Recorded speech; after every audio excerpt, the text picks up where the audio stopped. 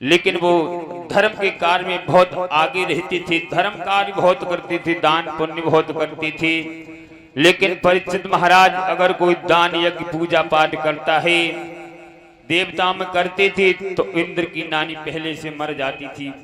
क्योंकि इंद्र ये सोचता था मन में, अगर कोई यज्ञ हवन पूरा 100 में कर लेगा तो हमारा इंद्रासन चला जाएगा परीक्षित महाराज।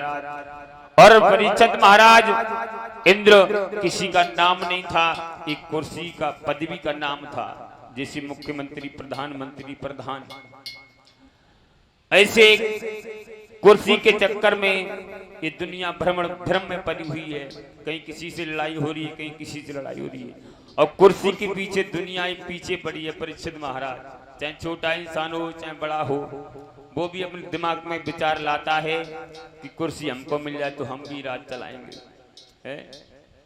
हाँ, तो इंद्र की नानी पहले मर जाती थी अगर कोई धर्म कार्य पूजा यज्ञ हवन करता था। इसी समय इंद्र सोचने लगा मनी मन में,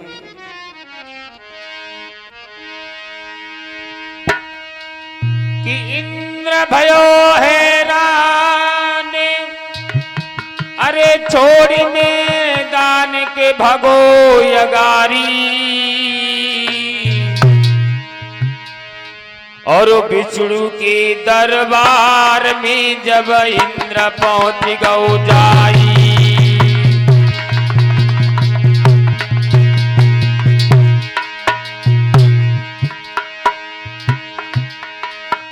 अरे इंद्र भयो हैरान, छोड़ मैदान के भागो यगारी, भागो यगारी। और विष्णु के दरबार में जब इंद्र पहुंच गौ जाई,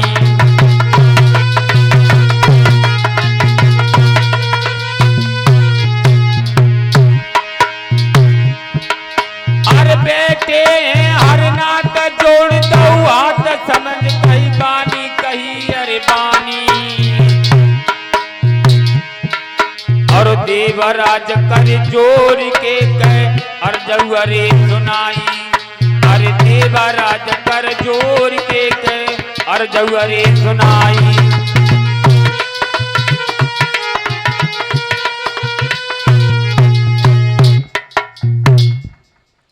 उसी समय जब इंद्रदेव ने देखा कि महाराज बलि 100वां अश्वमेघ यज्ञ करने के लिए जा रहे हैं, अगर बलि ने 100वां अश्वमेघ पूरा कर लिया तो हमारा इंद्रासन चला जाएगा। उसी समय दोस्तों देवराज इंद्र भागने लगा है, और ये जाकर के भगवान विष्णु की शरण में पहुंचा। और विष्णु भगवान से कहने लगा, क्या हुआ आज चेहरा तेरा उदास बहुत है। विष्णु भगवान ने कहा, उदासी क्यों छाई है? तो कहने लगा, श्रीमन बात यह है कि बलि धर्म के नाम पर बहुत आगे बढ़ रहा है, और बलि का अश्वमेघ यज्ञ पूरा हो गया, 100वां अश्वमेघ यज्ञ अगर पूरा हो गया तो मेरा इंद्रासन चला जाएगा महाराज। तो विष्णु भगवान ने फिर समझाया कि बलि जो है वो बहलोचन का पुत्र है, धर्म के नाम पर जब आगे बढ़ रहा है तो क्या बात है, तुम्हारी नानी क्यों मरी जा रही है? तो कहने लगा, महाराज राजा बलि है वो राक्षसों का गुरु है, अगर वो इंद्रासन का मालिक बन गया तो मेरा क्या होगा, मेरा इंद्रासन चला जाएगा। लेकिन देवता लोग को बहुत दुख देगा, देवताओं को बहुत दुख देगा, सताएगा, मारेगा, पीटेगा। तो कहने लगे, तो मैं क्या कर सकता हूं? विष्णु भगवान ने कहा इंद्र से, मैं क्या कर सकता हूं? तो कहने लगे, महाराज आप कुछ तो उपाय करो, इंद्रासन को बचा लो प्रभु। अगर मेरा इंद्रासन चला गया तो मैं कहीं का नहीं रहूंगा प्रभु, आपके हवाले मेरी नैया है। तो विष्णु भगवान कहने लगे, आप चिंता क्यों कर रहे हो? तो इंद्र कहने लगा, प्रभु आप तो जानते हो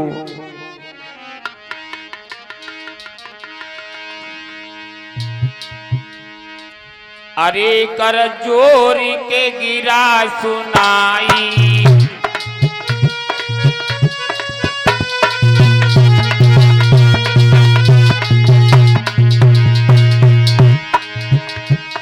अरे कर जोर के गिरा रे सुनाई, और रो इंद्र के हर से बतलाई।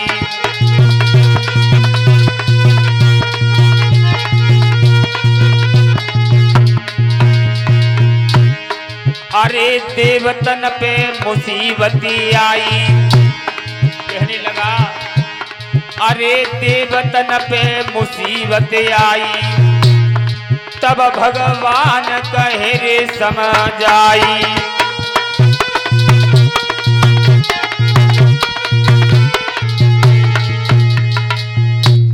कहने लगे प्रभु अब देवतन पे बहुत भारी मुसीबत है।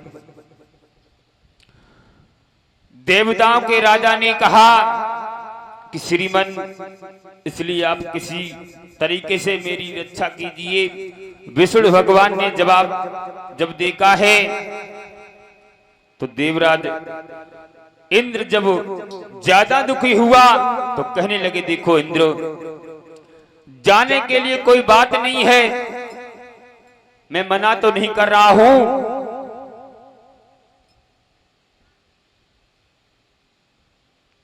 चला तो जाऊं, लेकिन दुख इस बात का है कोई धर्म के लिए धर्म के नाम पर आगे बढ़ रहा है तो तुम्हें इससे क्या हानि, तुम्हें क्या दिक्कत है।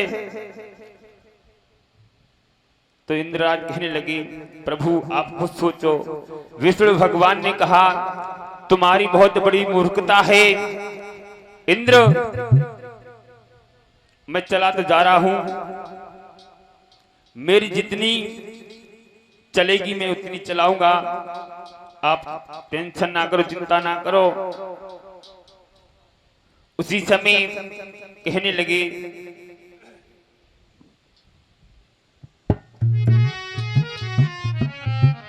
विष्णु भगवान ने देवराज इंद्र से कहा इंद्र आप चिंता ना करो कि गंगा की बढ़ती धारा को बांधनी न बांधी जाएगी, हाँ चाल अगर चल जाएगी तो चाल बदल दी जाएगी।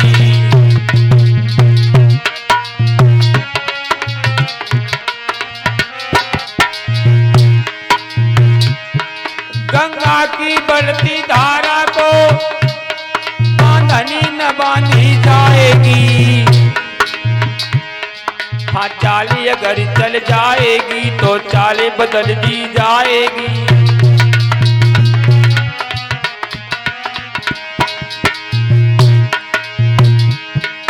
और इंद्र मुझे जितना संभव होगा मैं उतनी चाले बदल दूंगा।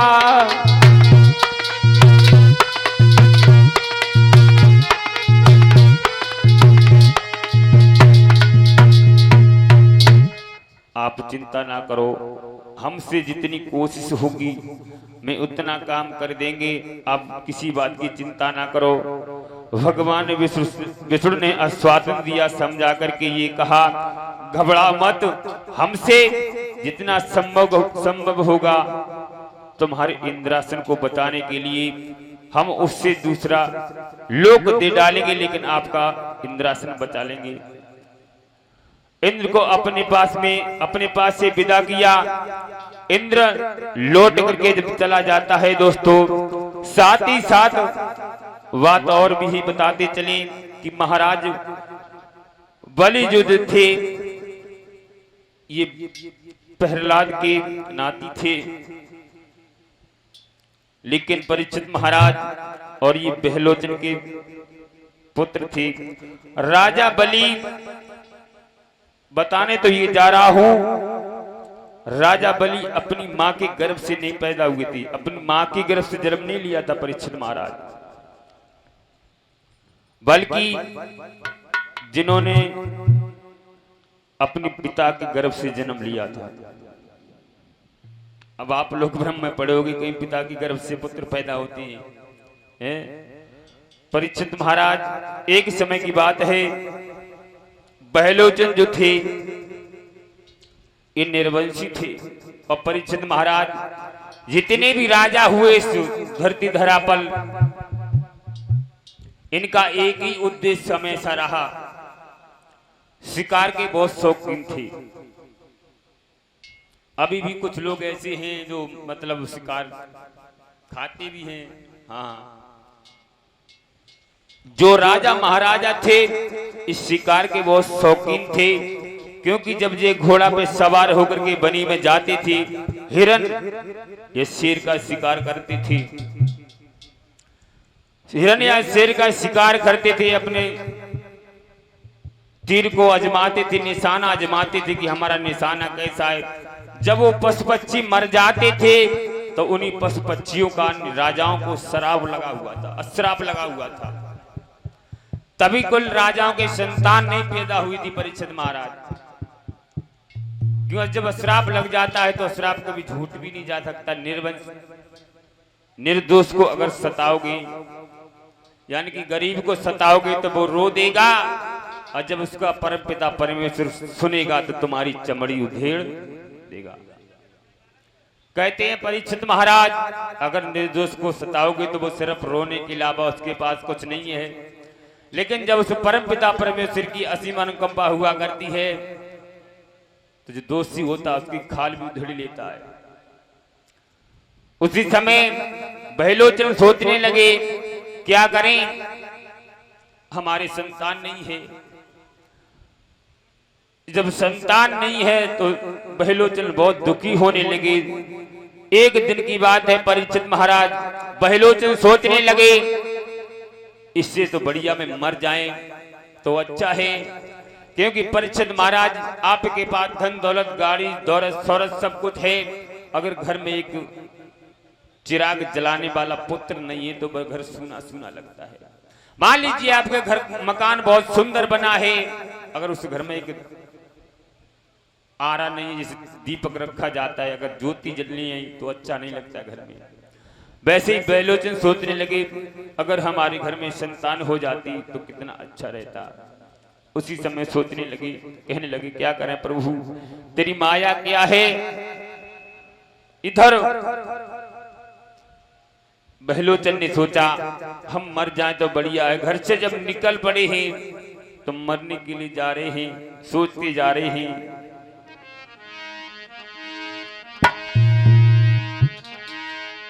कि क्या खबर थी हमें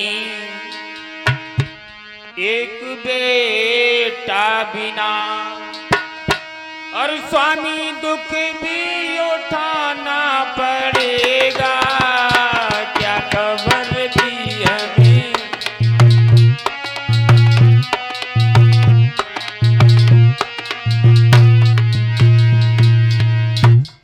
सोचते जा रहे हैं हे प्रभु तेरी कैसी माया है, तूने मेरे घर में बेटा बेटी नहीं दिया। घूमते हुए जा रहे थे, एक बियाबान जंगल में पहुंचे हैं, सोच रहे हैं कहीं तालाब या सरोवर मिल जाए, मैं उसमें कूद करके अपने आत्महत्या कर लेंगे। एक जब सरोवर दिखाई दिया परीक्षित महाराज तो उसी समय सोचने लगे मैं इसमें कूद करके अपने प्राण दे देंगे, आत्महत्या कर लेंगे, तब तक क्या होता। उस परमपिता परमेश्वर की असीम अनुकंपा हुई। इधर देव ऋषि नारद का आना हुआ महात्मा के भेष में, और कहने लगे ठहरो। तो बहलोचन ने देखा पीछे घूम करके कि एक महात्मा ने आवाज लगाई है।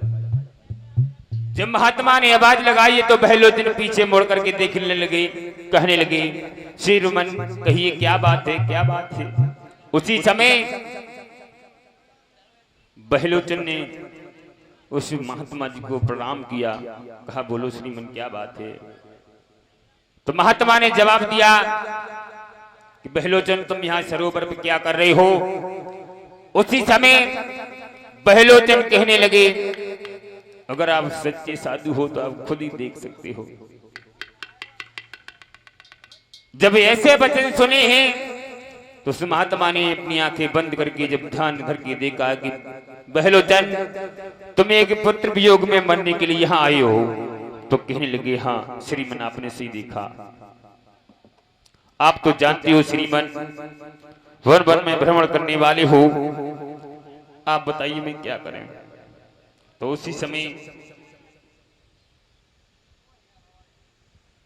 बहलोचन ने कहा, श्रीमन आप तो जानते हो मेरे घर में कोई संतान नहीं है, इसलिए यहां मरने के लिए आए हैं। तो उसी समय महात्मा जी ने जवाब दिया, बहलोचन क्या मालूम है कि आपका बेटा आपका नाम रोशन करे, वंश को चलाए। अगर वो बड़ा होकर के बदतमीजी करने लगा, नालायक निकल गया, तो क्या कर सकते हो। तो परीक्षित महाराज बहलोचन करने लगे, प्रभु मेरी इच्छा तो पूरी हो जाएगी, निर्वंशी तो कोई हमसे नहीं कहेगा, हमको निर्बल कहलाते हैं, रानी हमारी बांझ कहती है, क्या करें स्वामी। उसी समय कहने लगे महात्मा जी, और बलि बोली ही,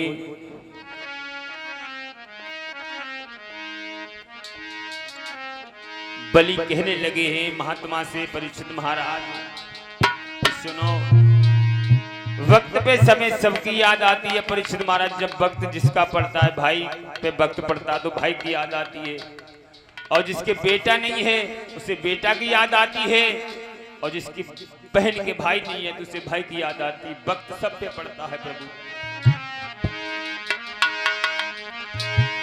कि हंसा उड़ी चल अपनी देश, और हियन पे कोई न अपनो रे।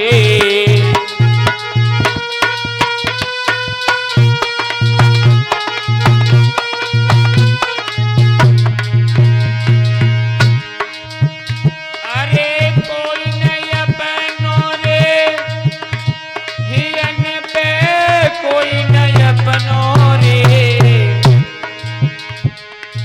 हंसा उड़ी चले अपनी देश, हियन पे कोई न अपनो रे।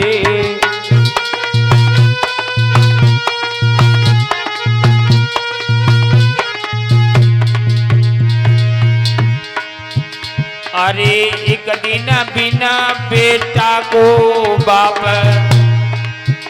परीक्षित महाराज, एक पिता की अगर संतान नहीं होती तो वक्त पे याद आती है।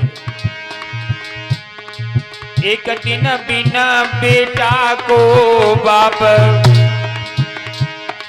रोई रहो ठारो तेहरी पे।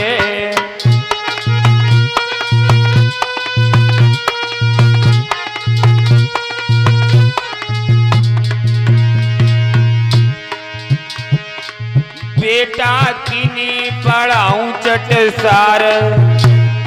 परीक्षित महाराज, चटसार किसे कहते हैं? हमारे जमाने में तो मालूम नहीं चटसार किसे कहते हैं। चटसार स्कूल कहा गया जाता है, स्कूल यानी कॉलेज को कहते हैं चटसार। बेटा किनी पढ़ाऊं चटसार, सार को कोई ना पढ़ैया रे।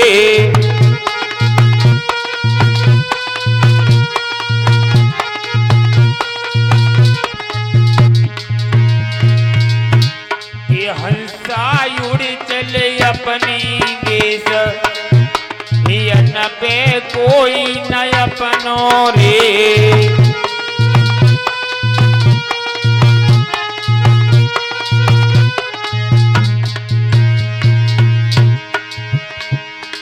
एक दिन बिना भैया को भ्रात। अकेला भाई होता है, जब उस पे वक्त पड़ता है तो भाई भाई को याद करता है। एक दिन बिना भैया को भ्रात, रोई रहो ठाड़ो रणमी।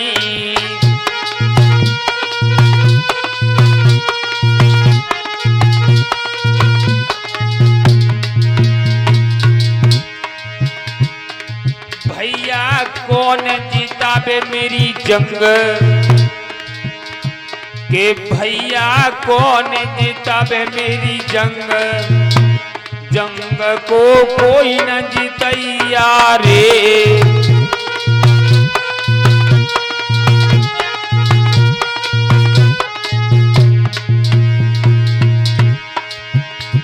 के हंसा उड़ी चले अपनी देश हियन पे कोई न अपनो रे।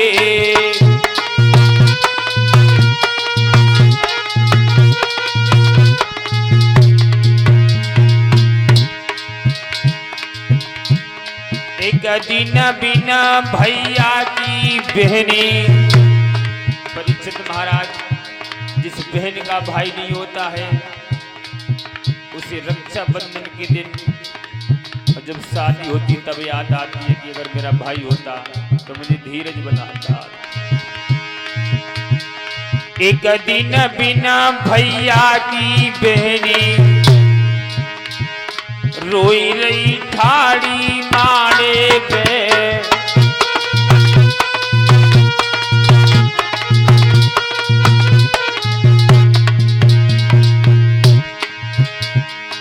भैया कौन भराबे मेरो भात। अगर मेरा भाई होता तो मेरा भात जरूर भराता। भैया कौन भराबे मेरो भात। भात को कोई न भरैया रे।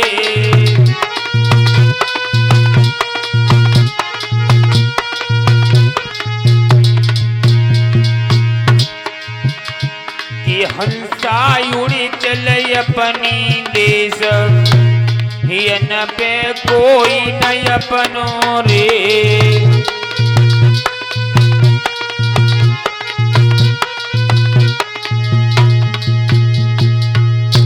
उसी समय कहने लगे महाराज बलि जगत में सब मतलब के व्यवहार हैं। उसी समय जब बहलोचन ने ज्यादा हद की कि मैं अपने प्राण त्याग देंगे आत्महत्या कर देंगे उसी समय महात्मा कहने लगे श्रीमन आप मरिए ना। महात्मा ने ऊपर हाथ किया तो उस महात्मा के हाथ में एक फल आ जाता है। उस महात्मा ने कहा कि लो बहलोचन ये फल है अपनी रानी को जाकर के खिला देना और आपकी रानी की गोद से कोख से एक पुत्र प्राप्त होगा। लेकिन एक बात ध्यान रखना बहलोचन ये मैं फल आपको दे तो जरूर रहा हूं लेकिन एक बात का ध्यान रखना अगर इस फल में हवा लग गई तो ये फल बेकार हो जाएगा नष्ट हो जाएगा। उसी समय बहलोचन ने वो फल ले लिया। अब फल लेने के बाद में महात्मा जी थोड़ी दूर आग चले वहां से अंतर ध्यान हो गई। बहलोचन सोचने लगे चलो प्रभु की माया पुत्र तो इस फल को खाने से हो जाएगा हमारी रानी की गर्भ से हमसे कोई निर्वंशी नहीं कहेगा। उसी समय तब तक इधर क्या होता है भक्तों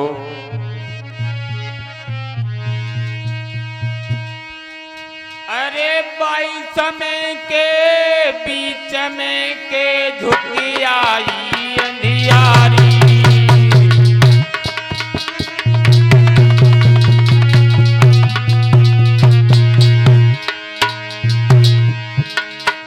अरे बाई समय के बीच में के झुकी आई अंधियारी। अरे फल को रहो दबाई रे के सुनियो रे सरदारी।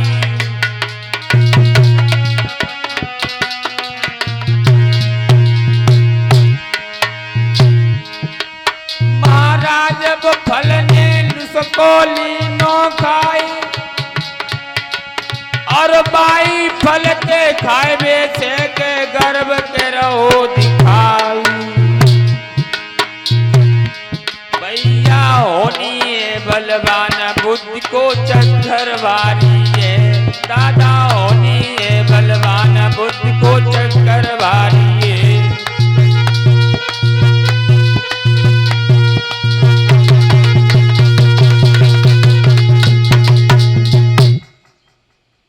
आंधी जब आ जाती है, बहलोचन ने फल को डुकाने की बहुत कोशिश की। जब फल किसी तरीके से डुकाने से नहीं डुका तो बहलोचन सोचने लगे, महात्मा जी कह करके गए थे अगर इस फल में हवा लग गई तो ये फल नष्ट हो जाएगा।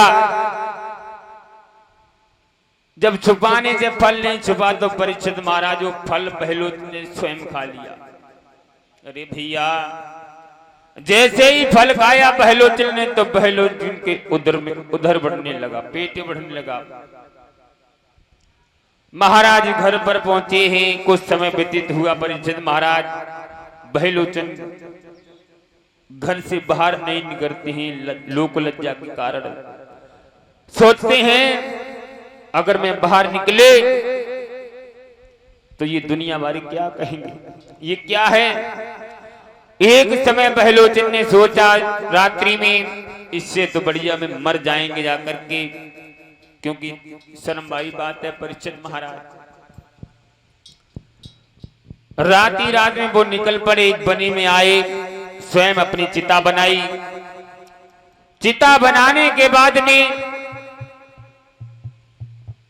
वो अग्नि को प्रज्वलित किया, उस चिता में बैठ गए। परीक्षित महाराज प्रमाण तो ये मित्रा है कि बहलोचन अधजले हो चुके थे। तब तक महात्मा लोग, कुछ गांव के लोगों ने जाना, बहलोचन को निकाला। उनका जब पेट फाड़ा तो परीक्षित महाराज उसमें एक पुत्र प्राप्त हुआ, पुत्र निकला। बहलोचन जब खत्म हो जाते हैं परीक्षित महाराज, इधर उस पुत्र का नाम पड़ा बलि। वही ये बलि थे, क्योंकि बलि नाम को परीक्षित महाराज पड़ा क्योंकि उन्होंने, बलि ने अपने पिता की बलि ले ली थी। बोलिए गोविंद भगवान की। उन्हीं का नाम पड़ा बलि। तो ये बहलोचन पुत्र थे और प्रहलाद के नाती थी। उसी समय बलि महाराज धीरे धीरे सयाने हुए। जब ये अश्वमेध ये करने के लिए जा रहे थे, तभी ये देवराज इंद्र ने सोचा, महाराज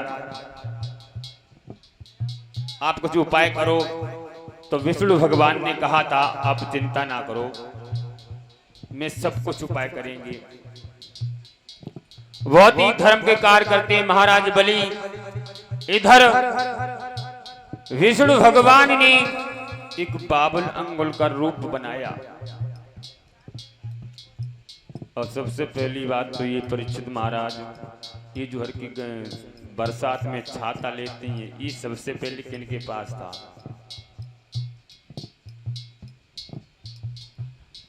ये छाता सबसे पहले किनके पास था? ये बलि भगवान के पास था पहले, सबसे पहले। तभी से छाता चलने लगी। कोई न कोई कारण जरूर होता है। कल गुरु जी ने बताया था कि होली कब से मनाई जाती है, और रक्षाबंधन कब से मनाए जाते हैं, वो भी इसी कथा में आपको बताएंगे। उसी समय 52 अंगुल के भगवान बनी ही। इधर क्या होता है, अरे छोटो सो रूप बनायो,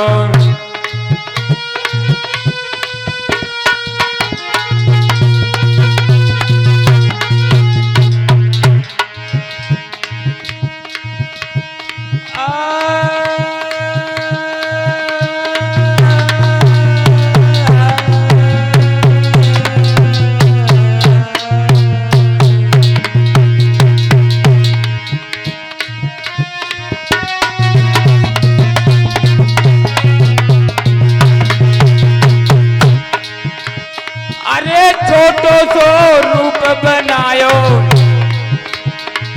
राजा बल के जोरे आयो।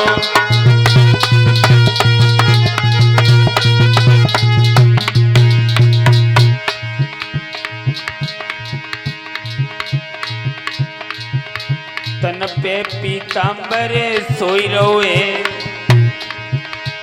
ए तन पे पीतांबर सोई रोए, हाथ चिमटा सोई रोए, जगे कमर दबी मृग छाला, जगे तन पीतांबर सोई रोए।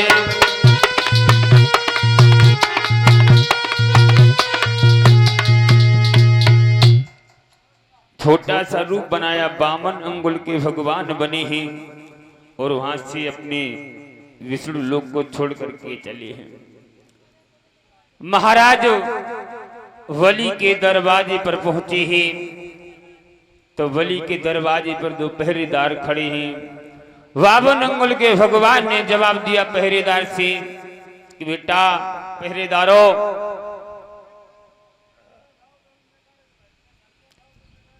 अपने राजा से कह दो जाकर के कि आपके दरवाजे पर कोई संत भगवान आए हैं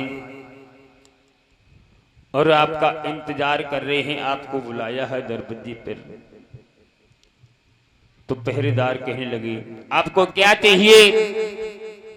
धन दौलत कुछ रकम चाहिए तो बता, वो हम दे सकते हैं।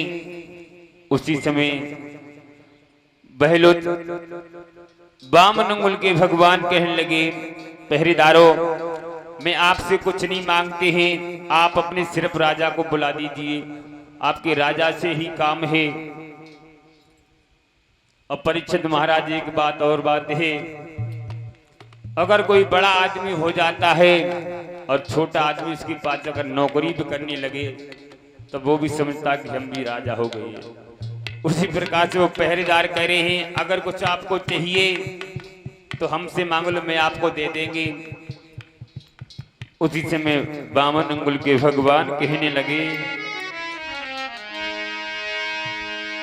अरे ती श्राप भस्म हुई जावे,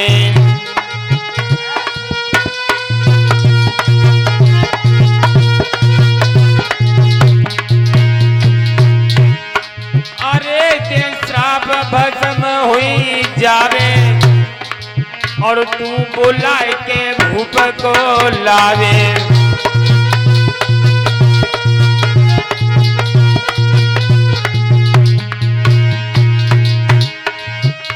अरे कभी गई पिनुरिया के पैर उतार की, नीले जाति के खेत नहीं लारे।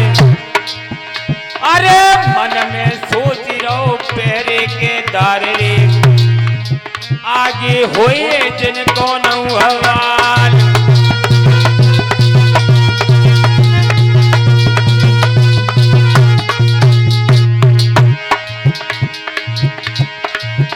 मेरी धीरे धीरे जाई रही है ए भैया, ए मेरी धीरे धीरे जाई रही है,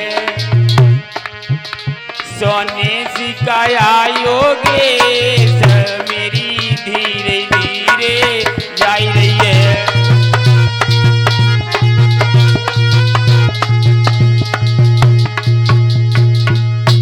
उसी समय जब पहरेदार घबरा जाते हैं, कहने लगे प्रभु मुझे श्राप मत दे देना, आप जैसा कहोगे मैं वैसा ही करेंगे। तुरंत पहरेदार एक जाकर के पहुंचा महाराज बलि के पास में।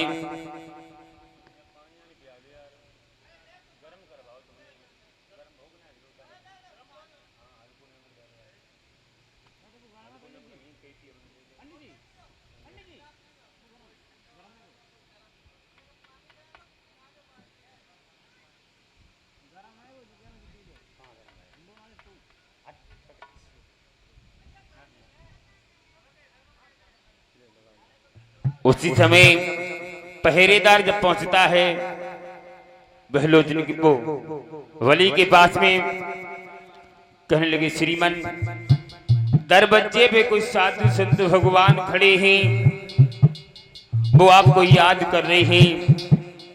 प्रभु चलिए आप। जैसे ही वली महाराज ने संत भगवान का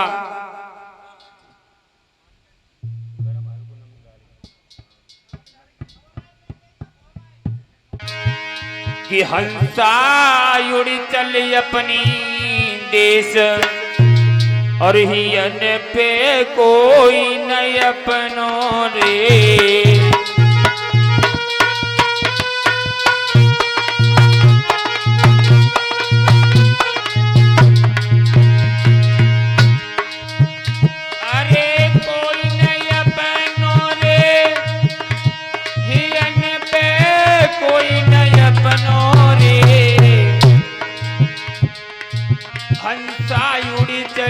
अपनी देश हियन पे कोई न अपनो रे।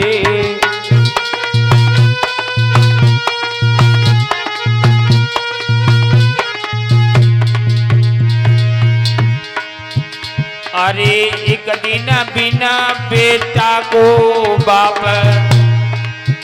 परीक्षित महाराज, एक पिता की अगर संतान नहीं होती तो वक्त पे याद आती है। एक दिन बिना बेटा को बाप रोई रहो ठारो तेहरी पे।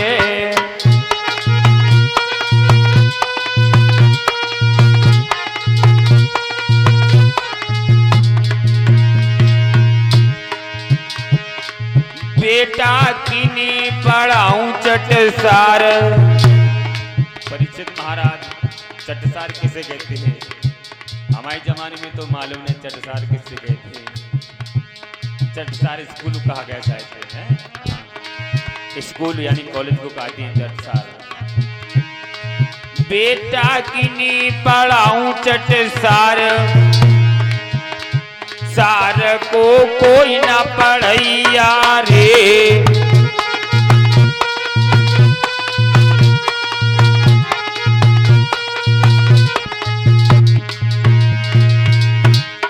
हंसा उड़ चले अपनी देश हियन पे कोई न अपनो रे।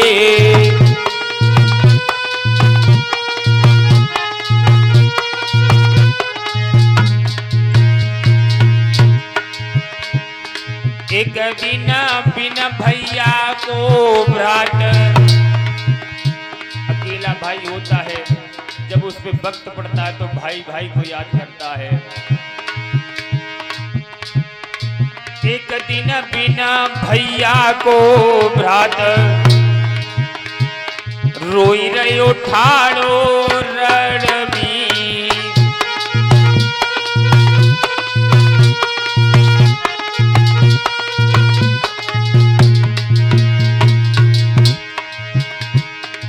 भैया कौन जीता बे मेरी जंग के भैया कौन जीता बे मेरी जंग। जंग को कोई न जीतैया रे।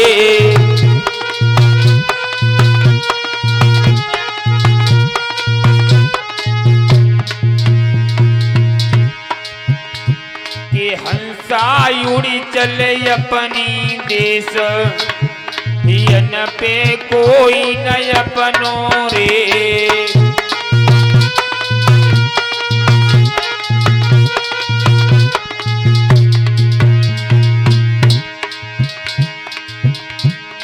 एक दिन बिना भैया की बहनी। परीक्षित महाराज, जिस बहन का भाई नहीं होता है उसे रक्षाबंधन के दिन जब शादी होती तब याद आती है कि अगर मेरा भाई होता तो मुझे धीरज बनाता। एक दिन बिना भैया की बहनी रोई रही ठाड़ी मारे पे।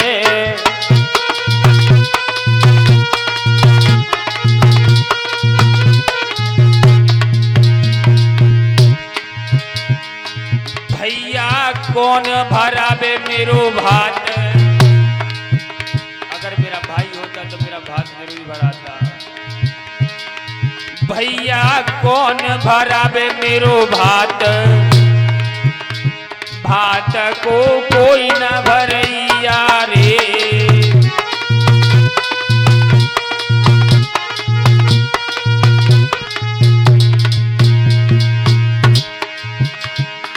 हंसा उड़ी चले अपनी देश, हियन पे कोई न अपनो रे।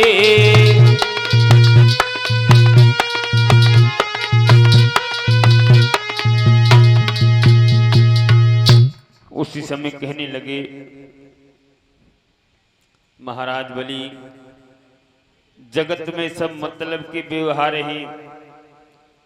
उसी समय जब बहलोचन ने ज्यादा हद की कि मैं अपने प्राण त्याग देंगे, आत्महत्या कर देंगे, उसी समय महात्मा कहने लगे श्रीमन आप मरिए ना। महात्मा ने ऊपर हाथ किया तो उस महात्मा के हाथ में एक फल आ जाता है। उस महात्मा ने कहा कि लो बहलोचन, ये फल है, अपनी रानी को जाकर के खिला देना और आपकी रानी की गोद से कोख से एक पुत्र प्राप्त होगा।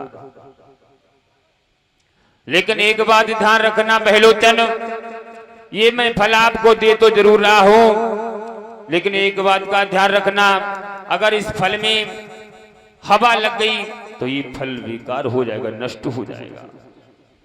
उसी समय बहलोचन ने वो फल ले लिया। अब फल लेने के बाद में महात्मा जी थोड़ी दूर आग चले, वहां से अंतर ध्यान हो गई। बहलोचन सोचने लगे चलो प्रभु की माया, पुत्र तो इस फल को खाने से हो जाएगा, हमारी रानी की गर्भ से हमसे कोई निर्वंशी नहीं कहेगा। उसी समय तब तक इधर क्या होता है भक्तों,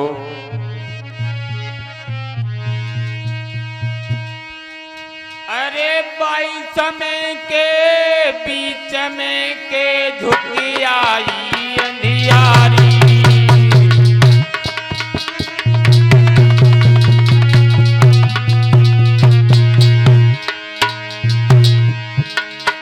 अरे बाई समय के बीच में के झुकी आई अंधियारी।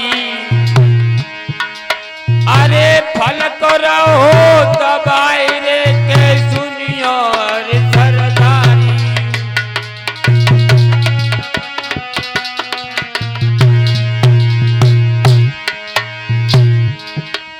महाराज अब फल ने उसको लीनो खाई और बाई फल के खाए से के गर्भ के रहो दिखाई। भैया होनी है बलवान बुद्धि को चक्कर वारी है, दादा होनी है बलवान बुद्धि को चक्कर वारी है।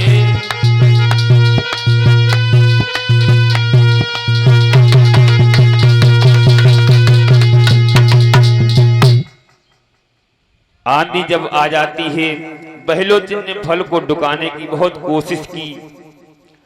जब फल किसी तरीके से डुकाने से नहीं डुका तो बहलोचन सोचने लगे महात्मा जी कह करके गए थे अगर इस फल में हवा लग गई तो ये फल नष्ट हो जाएगा। जब छुपाने से फल नहीं छुपा तो परीक्षित महाराज वो फल बहलोचन ने स्वयं खा लिया। अरे भैया, जैसे ही फल खाया बहलोचन ने तो बहलोचन के उधर बढ़ने लगा, पेट बढ़ने लगा। महाराज घर पर पहुंचे हैं, कुछ समय व्यतीत हुआ। परीक्षित महाराज बहलोचन घर से बाहर नहीं निकलते हैं, लोक लज्जा के कारण। सोचते हैं अगर मैं बाहर निकले तो ये दुनिया वाले क्या कहेंगे, ये क्या है। एक समय बहलोचन ने सोचा रात्रि में इससे तो बढ़िया में मर जाएंगे जाकर के, क्योंकि शर्म वाली बात है। परीक्षित महाराज रात में वो निकल पड़े, एक बनी में आए, स्वयं अपनी चिता बनाई। चिता बनाने के बाद में वो अग्नि को प्रज्वलित किया, उस चिता में बैठ गए। परीक्षित महाराज प्रमाण तो ये मित्रा है कि बहलोचन अधजले हो चुके थे। तब तक महात्मा लोग, कुछ गांव के लोगों ने जाना बहलोचन को निकाला, उनका जब पेट फाड़ा तो परीक्षित महाराज उसमें एक पुत्र प्राप्त हुआ, पुत्र निकला। बहलोचन जब खत्म हो जाते हैं परीक्षित महाराज, इधर उस पुत्र का नाम पड़ा बलि। वही ये बलि थे, क्योंकि बलि नाम क्यों परीक्षित महाराज पड़ा, क्योंकि उन्होंने बलि ने अपने पिता की बलि ले ली थी। बोलिए गोविंद भगवान की। उन्हीं का नाम पड़ा बलि। तो ये बहलोचन पुत्र थे और प्रहलाद के नाती थे। उसी समय बलि महाराज धीरे धीरे सयाने हुए। जब ये अश्वमेध ये करने के लिए जा रहे थे, तभी ये देवराज इंद्र ने सोचा, महाराज आप कुछ उपाय करो। तो विष्णु भगवान ने कहा था, आप चिंता ना करो, मैं सब कुछ उपाय करेंगे। बहुत ही धर्म के कार्य करते हैं महाराज बलि। इधर विष्णु भगवान ने एक 52 अंगुल का रूप बनाया। और सबसे पहली बात तो ये परीक्षित महाराज, ये जो हर की बरसात में छाता लेते हैं, ये सबसे पहले किनके पास था?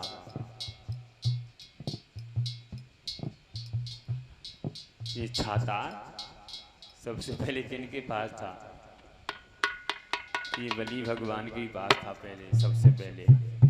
तभी से छाता चलने लगी। कोई न कोई कारण जरूर होता है। कल गुरु जी ने बताया था कि होली कब से मनाई जाती है, और रक्षाबंधन कब से मनाए जाते हैं, वो भी इसी कथा में आपको बताएंगे। उसी समय 52 अंगुल के भगवान बने हैं। इधर क्या होता है, अरे छोटो सो रूप बनायो,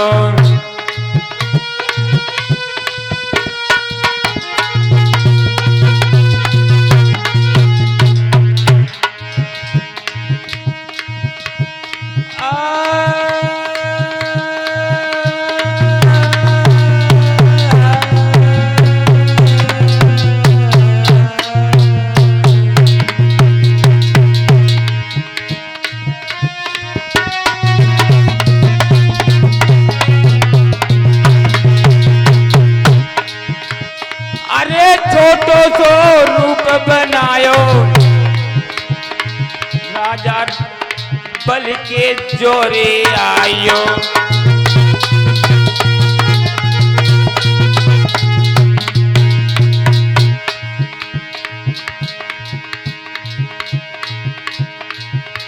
तन पे पीतांबर सोई रोए, ए तन पे पीतांबर सोई रोए, हाथ चिमटा सोई रोए, जगे कमर दबी मृग छाला, जगे तन पीतांबर सोई रोए।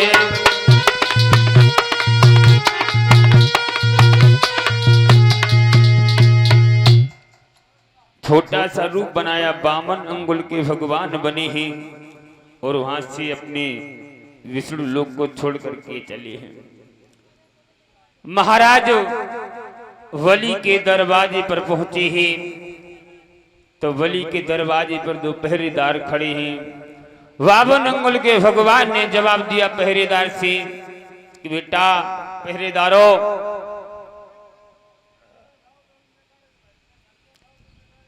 अपने राजा से कह दो जाकर के कि आपके दरवाजे पर कोई संत भगवान आए हैं और आपका इंतजार कर रहे हैं, आपको बुलाया है दरवाजे पर। तो पहरेदार कहने लगे, आपको क्या चाहिए? धन दौलत कुछ रकम चाहिए तो बता, वो हम दे सकते हैं। उसी समय बहलोच 52 अंगुल के भगवान कहने लगे, पहरेदारों मैं आपसे कुछ नहीं मांगते हैं, आप अपने सिर्फ राजा को बुला दीजिए, आपके राजा से ही काम है। और परीक्षित महाराज एक बात और बात है, अगर कोई बड़ा आदमी हो जाता है और छोटा आदमी उसके पास अगर नौकरी भी करने लगे तो वो भी समझता कि हम भी राजा हो गए। उसी प्रकार से वो पहरेदार कह रहे हैं अगर कुछ आपको चाहिए तो हमसे मांग लो, मैं आपको दे देंगे। उसी समय बामन अंगुल के भगवान कहने लगे, अरे ती श्राप भस्म हुई जावे,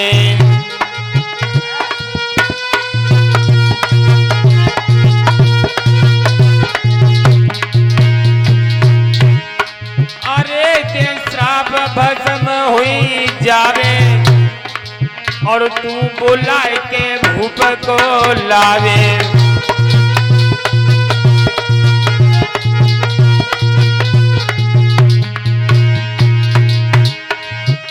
अरे कभी गई पिनुरिया के पैर उतार की, नीले जाति के खेत नहीं लारे। अरे मन में सोच रहो पैरे के दारे, आगे होए जिनको नौहवाल।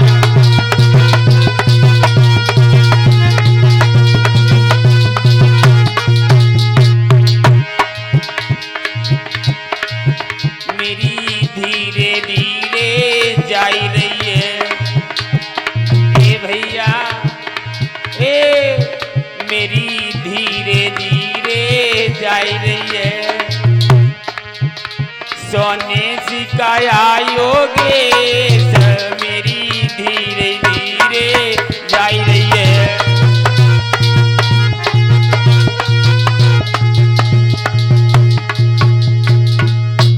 उसी समय जब पहरेदार घबरा जाते हैं, कहने लगे प्रभु मुझे श्राप मत दे देना, आप जैसा कहोगे मैं वैसा ही करेंगे। तुरंत पहरेदार एक जाकर के पहुंचा महाराज बलि के पास में।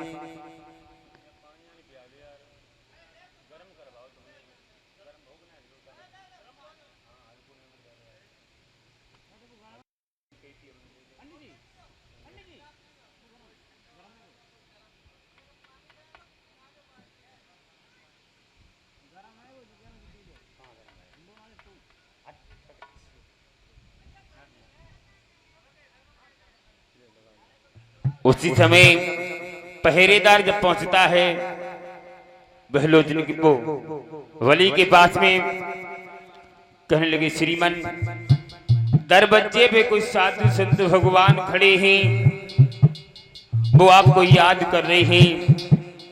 प्रभु चलिए आप। जैसे ही वली महाराज ने संत भगवान का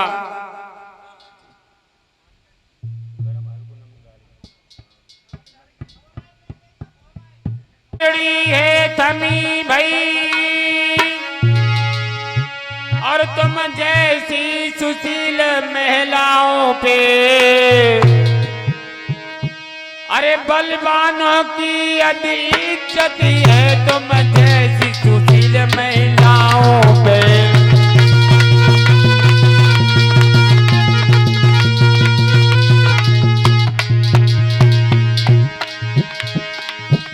बलवानों की यदि इज्जत है तुम जैसी सुशील अभिलाओं पे। धरड़ी करड़ी है थमी भई तुम जैसी महिलाओं पे।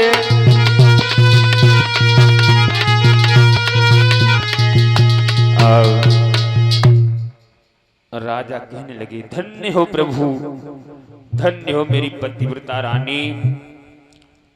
रानी तो मैंने हजारों देखी लेकिन आप जैसी रानी नहीं देखी। तो चलो कौन सी बात की देरी है। उसी समय रानी विंध्यावली आई है और कहने लगी उस महात्मा जी के दर्शन कराओ मुझे। महात्मा जी तो बलि बावन भगवान बैठे ही थे। उसी समय जब रानी पहुंची है सामने तो दोनों हाथ जोड़ के प्रणाम किया कि श्रीमन बताइए, एक हमारा सवाल है श्रीमन, उस सवाल का जवाब दे दो परीक्षित महाराज। तो बावन भगवान कहने लगे पूछिए क्या बात है। परीक्षित जी दीपक जलाओ, दीपक जला दे, बुझ गया। उसी समय रानी ने कहा भगवान से कि मुझे एक जवाब दे दीजिए महाराज, धन बड़ा होता है या धनी? तो भगवान सोचने लगे धन धनी धन धनी धन धनी। उसी समय रावण भगवान चक्कर में पड़ जाते हैं, कहने लगा धनी बड़ा होता है, धन तो आज है कल नहीं है। तो उसी समय विंध्यावली कहने लगी श्रीमन तो आधा कदम धनी नहीं हो सकता था। उसी समय चक्कर में पड़ गए। उसी समय रावण भगवान कहने लगे राजा बलि, मैं तो तेरी परीक्षा लेने के लिए आए थे, तू वरदान मांग ले, क्या चाहता है? तो उसी समय बलि ने कहा प्रभु मुझे कुछ नहीं चाहिए, अगर वरदान मांगे तो मेरी रानी मांग सकती है, हम कुछ नहीं मांगेंगे। तो रानी से पूछा कि आप वरदान मांग लीजिए। तो रानी ने पलट के जवाब दे दिया कि मेरे स्वामी जो मांगे वो उनको दे दो। तो बलि ने कहा महाराज मेरे इस महल के 56 दरवाजे हैं, मुझे अगर देना ही चाहते हो 56 दरवाजे हैं, और मैं जिस तरफ नजर करूं उस तरफ आपको हम देखें, जिस तरफ नजर करें। तो भगवान ने एवं अस्तु कह दिया, लेकिन चक्कर में परीक्षित महाराज पड़ गए रावण भगवान। अब रावण भगवान चकई की तरह, जैसे मशीन में चकई पड़ी होती है वैसे घूम रहे हैं गोला गोला, कि इधर जा रहे हैं कि उस दरवाजे पे जा रहे हैं कि कहीं जा रहे हैं। चक्कर में जब पड़ गए तो उसी समय एक दिन की बात है, देवर्षि नारद टहलते हुए आए और मैया लक्ष्मी के पास पहुंचे। कहने लगे मैया हमें पिताजी नहीं दिखाई दे रहे, विष्णु भगवान नहीं दिखाई दे रहे, कहां गए हैं? तो मैया लक्ष्मी ने जवाब दिया बेटा नारद तुम्हारे पिता हमें खुद नहीं मालूम कहां गए हैं। परीक्षित महाराज सोचने की बात है। मैया लक्ष्मी ने कहा कि बेटा नारद मुझे खुद भी नहीं मालूम है कि तुम्हारे पिताजी गए तो गए कहां हैं। तो नारद ने जवाब दिया मैया हमारे पिता नौकरी कर रहे हैं, नौकरी करने गए हैं। तो लक्ष्मी मैया कहने लगी नौकरी, ये तो हम पहली बार नाम सुन रहे, नौकरी करने कहां गए? तो कहने लगी नारद मैया राजा बलि के यहाँ बलि की परीक्षा लेने गए थे, तो वहां वो फंस चुके हैं, अब वो निकल नहीं सकते हैं। मैया तुम्हें कुछ उपाय करके जाओ तभी उनको छुड़वा सकती हो। देखो नजर घुमा के देखो, राजा बलि के दरवाजे पर विष्णु भगवान नौकर बने घूम रहे, चकई सी काट रहे हैं, नौकरी कर रहे हैं, देखो जैसे चकई घूमती है। तो कहने लगे अच्छा? बोले हाँ। उसी समय मैया लक्ष्मी ने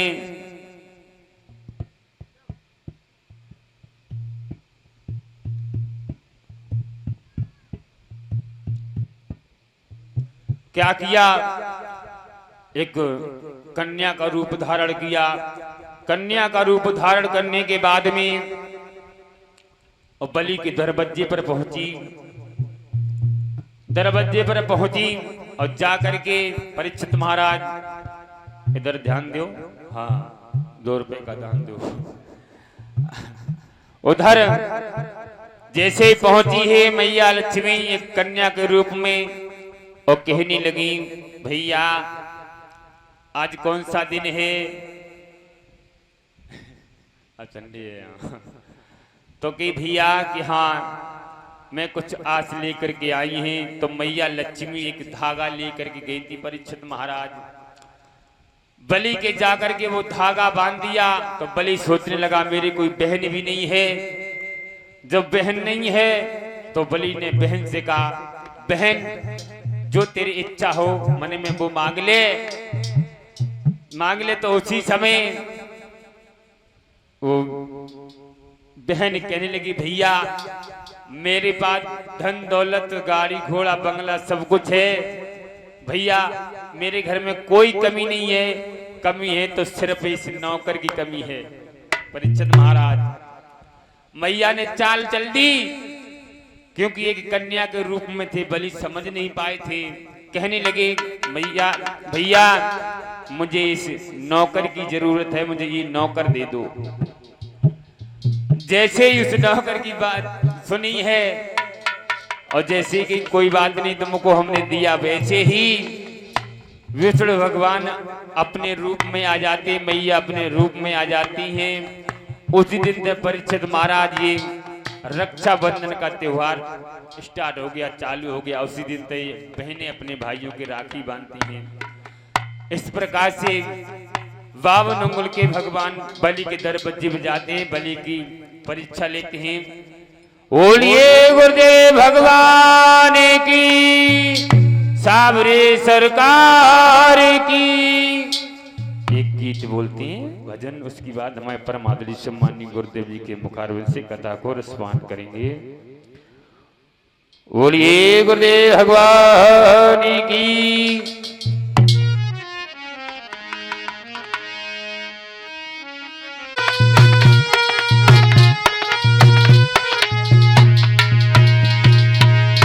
अरे खुल गए बागी हमारे, गुरुदेव पधारे।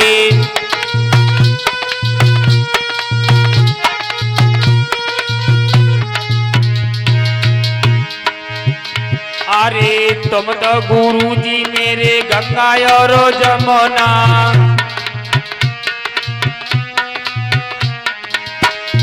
अरे तुम तो गुरु जी मेरे गंगा और जमुना।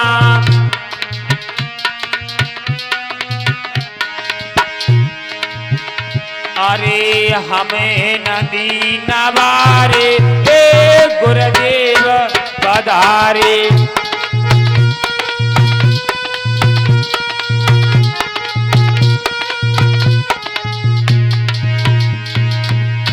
अरे तुम तो गुरु जी मेरे चंदा और सूरज,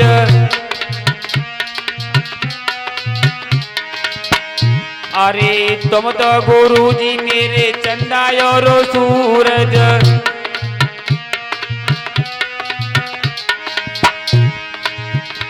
अरे हमें नौलख तारे, हे गुरुदेव पधारे।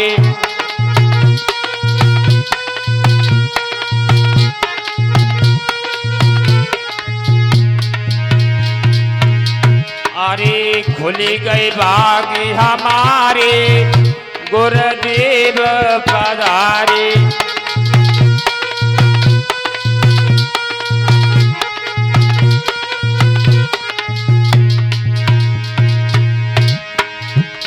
अरे तुम तो गुरु जी मेरे माता पिता हो,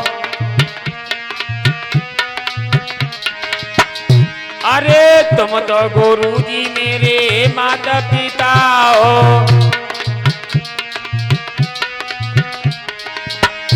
अरे हमें लला तुम्हारे, हे गुरुदेव पधारे।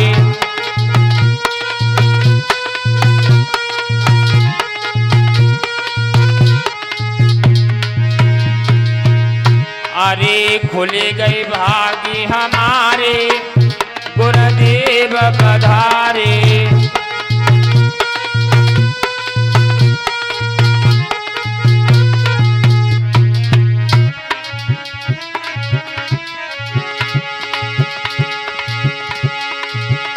अरे गुरु की चरण में जाई के देखो, मिट जाएंगे तेरे सबई कलेश।